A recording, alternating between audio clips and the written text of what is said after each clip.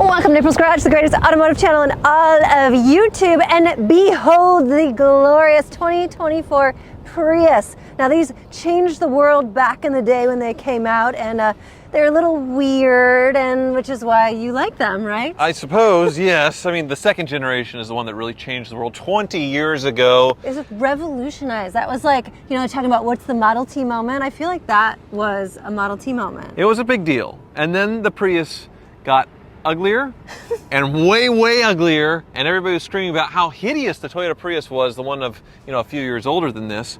And now it is a pretty car.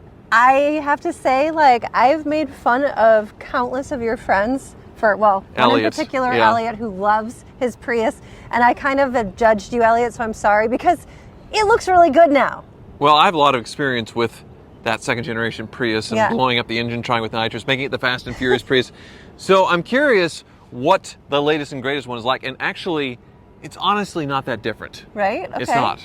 Well, you don't want to change, I don't want to call it perfection, but if it's working good, you don't want to mess with it. Let's take a tour. Yeah, if you want a car to really blend in California, because we were in Long Beach, the Prius is definitely the answer. I have trouble finding it when it's parked because it blends in so well. Blends in and is cool, like you're one of the Californians, right? Exactly. You take the 5 to the 405, get off Licinia, and your Prius. And you never have to go to the gas station. Well, not never, but the gas mileage is off the charts in these, which is so cool and so fun to watch. So I was hypermiling it and getting 60 miles per gallon, and then I got angry at traffic and missed a turn and all that stuff. I got down to 57. Explain what hypermiling is, because I didn't even know what that was. Well, I'll show you when you drive it, I suppose. I will teach you how to hypermile, the pulse and glide and all that stuff. It's glide. That's what they call it. That's what they call it. It's all the same, but the styling is what's incredibly different. I think they're trying to go after Tesla, of course, the light bar. This is still the shape of the second gen Prius as far as this weird hatch.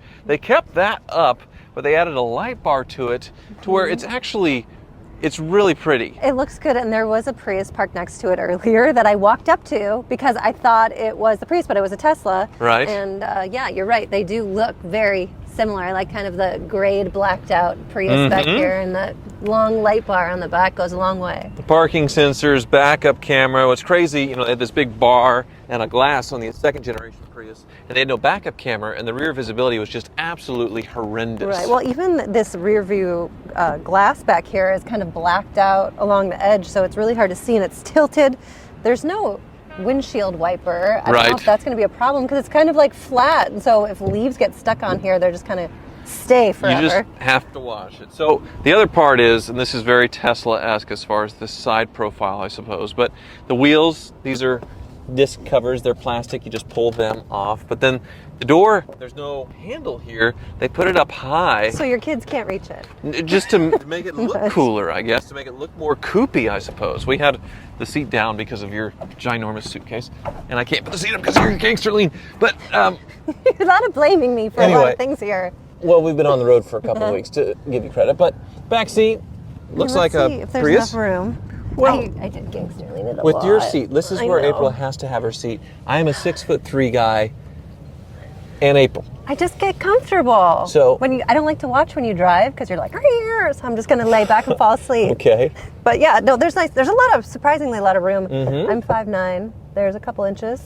Yes. It feels good. It's comfortable. I like it. So, it's good looking. Yes. The nose, I would say, is unique though. I love the headlights. They almost remind me of kind of like a cat eye shape. And it has a beak. Swoop back. It does have a bit of a beak. Yeah.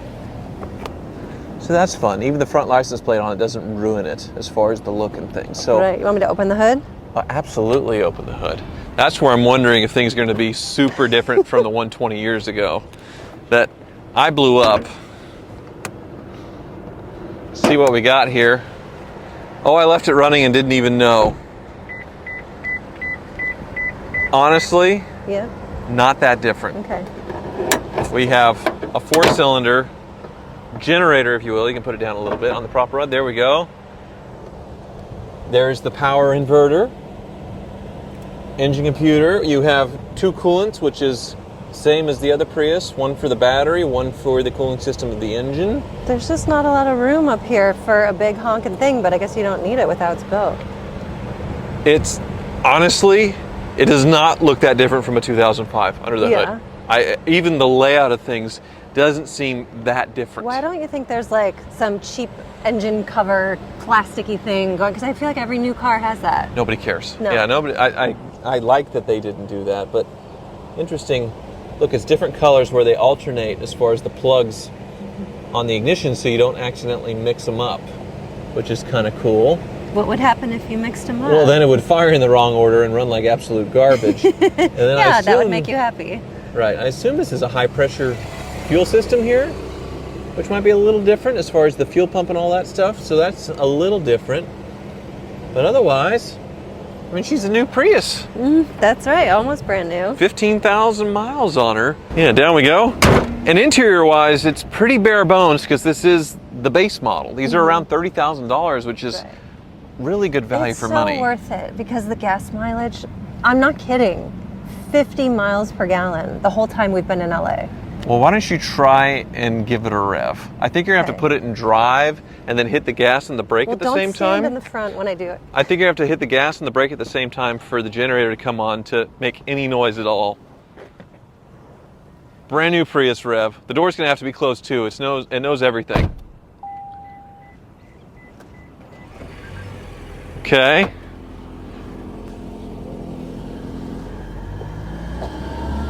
There it is. Oh, she's a mighty beast. Whoa. Nice work. You're the only person on the planet to rev a Prius, I think.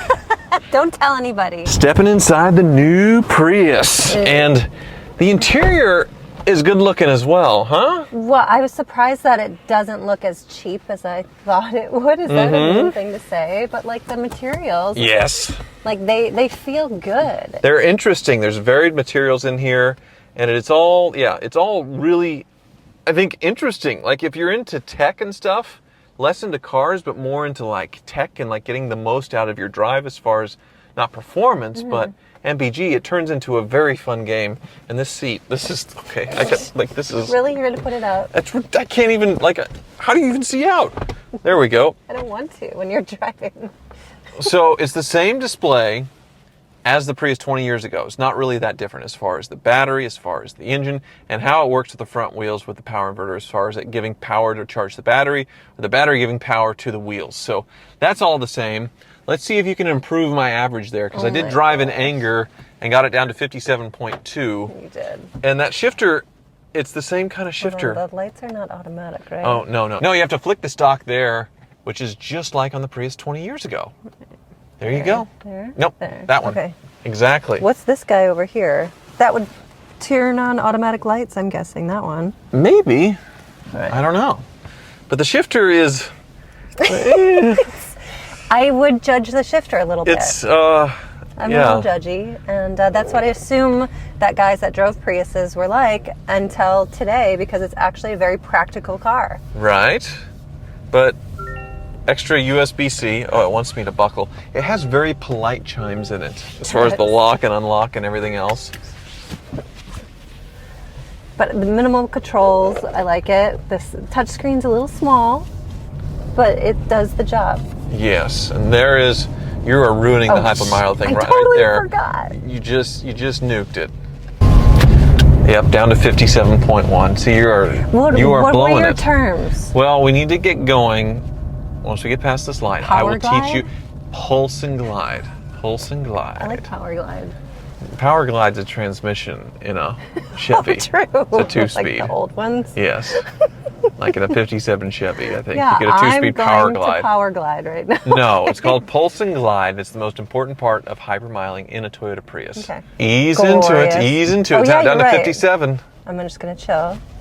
Casual. I would say floor it, but we're going for hypermiling. I want to floor it so bad, though. I want to see how much power it has, but I can't.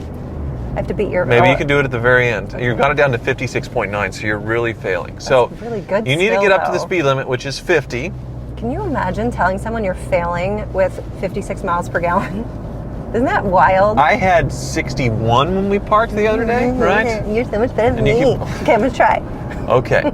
So the point is to maintain the speed, 50 miles an hour. I'm gliding at But 40. then you need to be at 50, and then you need to pulse to where it's at 50, and then kind of hold it there. And it's a light in and out of the throttle, and you're trying to keep it with that EV light on to where the motor isn't running. Okay. So right now the motor's running. Okay. It's charging the battery. There we go. Okay. You're gliding. Just pulsed, and now I'm gliding. But I need to pulse again. You need to pulse. You're going way too slow. Yep. See, but you pulsed way too hard, so now you're in power mode. You need to find a happy medium there with your throttle pedal there. The biggest Prius dork I've ever met in my whole life. Oh, you got in the power. See, you turn off the EV mode, so you want to keep it in eco. Okay. And now it's charging. There you go. Okay. I'm working Not on bad. it. I'm trying.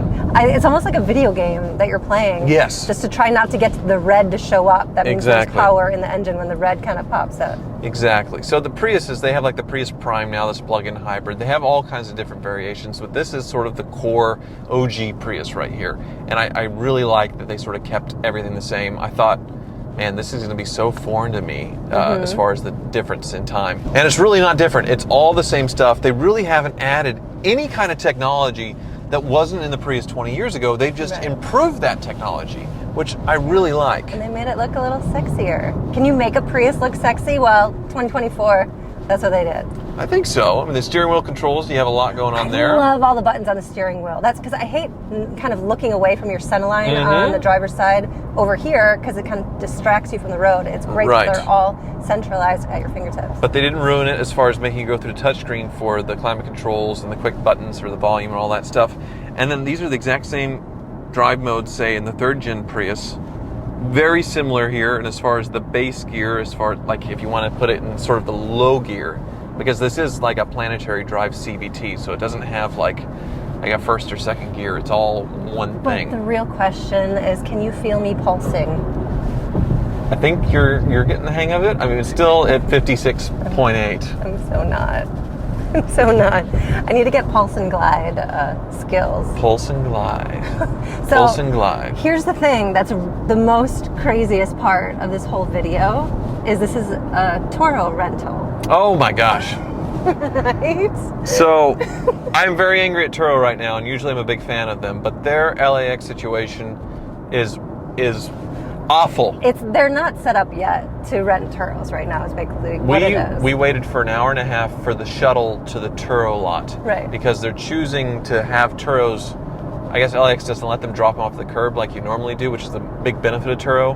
And this one is a shuttle to a lot that's privately owned, and their bus system, they don't run enough buses, so they kept getting full and they would never pick us up. So we waited for an hour and a half, and I went running after one screaming because I was so angry. But like, if you work at LAX, I'm talking August 17th around 7 o'clock, Terminal 7, you will see Tyler Hoover chasing a bus in a white shirt with his arms wide open saying, "Why aren't you stopping?" I was so frustrated. Please, somebody find the security footage because it's amazing. But we were already waiting for about an hour when that bus came. Right. And just passed you right by while you're screaming, "Wait for us, please." So it ruined our evening, basically, because it took like an hour and 40 minutes after the flight to get to your car, almost longer than the flight itself. And then you're just so drained for like sitting at an airport curb for that long.